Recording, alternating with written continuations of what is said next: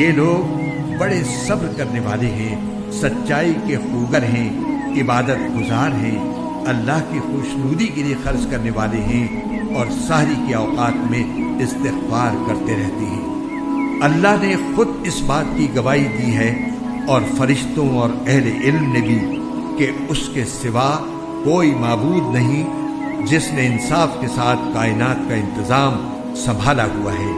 اس کے سوا کوئی عبادت کے لائق نہیں جس کا اقتدار بھی کامل ہے، حکمت بھی کامل۔ بے شک معتبر دین تو اللہ کے نزدیک اسلام ہی ہے، اور جن لوگوں کو کتاب دی گئی تھی انہوں نے الگ راستہ لا علمی میں نہیں بلکہ علم آ جانے کے بعد محض آپس کی ضد کی وجہ سے اختیار کیا۔